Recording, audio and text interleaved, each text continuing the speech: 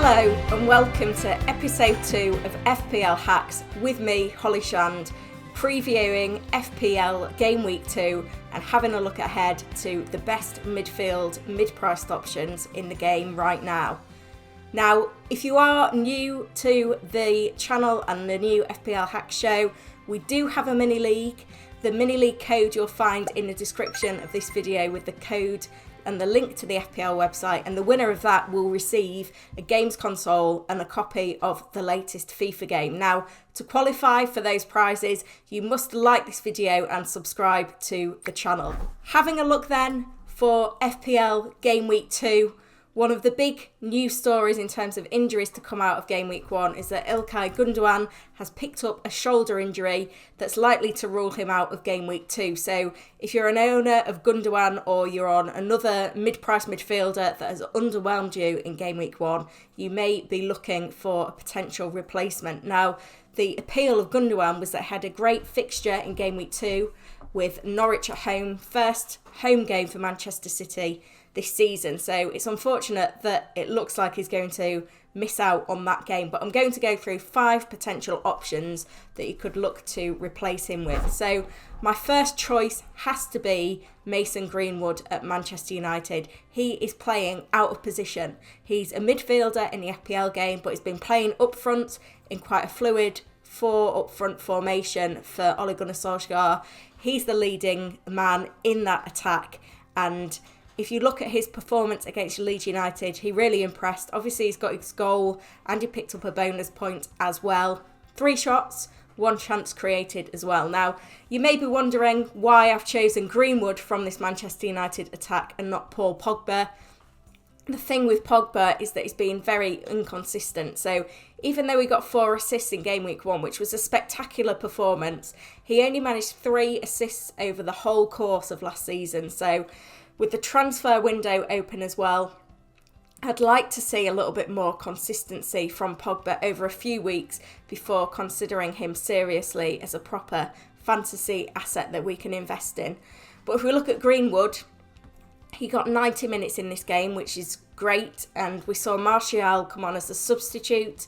Cavani is not yet available, so I can see him getting consistent minutes over the next few games, and the fixtures aren't bad for Manchester United either over the next 3 away trips to Southampton and Wolves, and then at home to Newcastle United. So he would be my top replacement for Gundogan, but there are a number of other options in that mid-price bracket at probably a cheaper price than Gundogan, save you a bit of cash if you wanted to.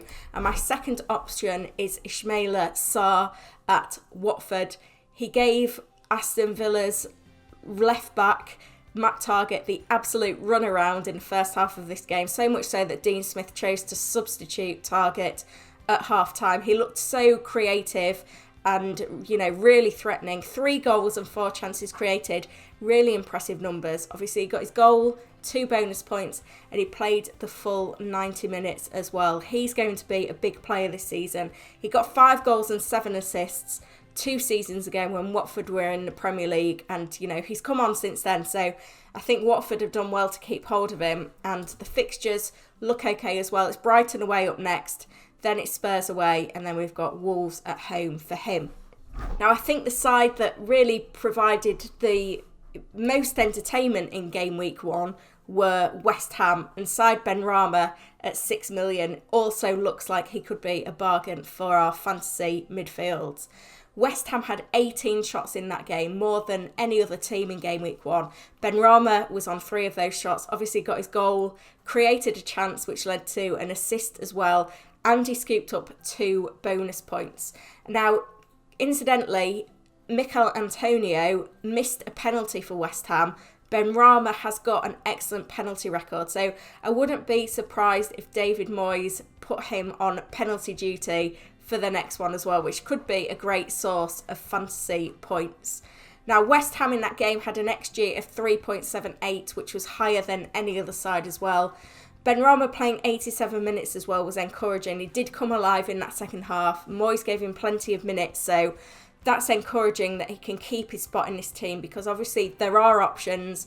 There is the Europa League football coming as well after the international break, so that's something to bear in mind with him. And then if we have a quick look at the fixtures, it's 2 home games up next for the Hammers, Leicester at home and Crystal Palace at home, followed by a trip to Southampton away. So not a bad run of games for them. So he's well worth your investment.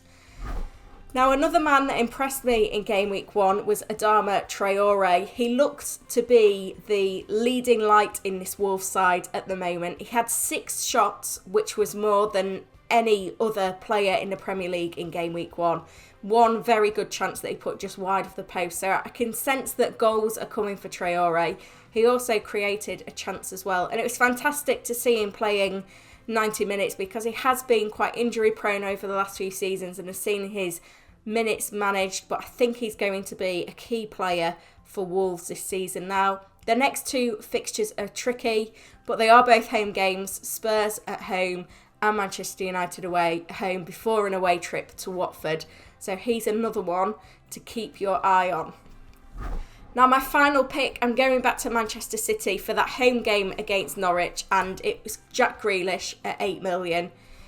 It's probably going to be one of the easiest fixtures of the season for Manchester City, and they'll be needing a big result after disappointing against Spurs away in game week 1. But we saw Norwich concede 19 shots at home to Liverpool in game week 1, so Manchester City are going to give them an even stiffer test in this game. Now, Grealish, it's going to take him a little bit of time to build up that relationship with his teammates and the understanding, but there were some encouraging numbers for him in this game. 3 shots and 2 chances created. Now, Norwich at home is a fantastic fixture. I don't think Arsenal at home in game week 3 is too bad a fixture either, having seen Arsenal's defensive performance against Brentford. So another one to consider. So if you are shopping then for a new midfielder in that mid-price bracket, obviously if you go Grealish, have to spend an extra 0.5 million, but there's 5 great options there to prepare yourself for FPL game week 2. As I said at the top of the video, make sure you're in the Wolves FPL Hacks mini league. League code's in the description, and you must like and subscribe this video to get yourself eligible to claim those prizes. If you've got any other fantasy dilemmas for me, please do comment on this video and I'll do my best to answer all of them. And all that remains to be saying is good luck for FPL Game Week 2.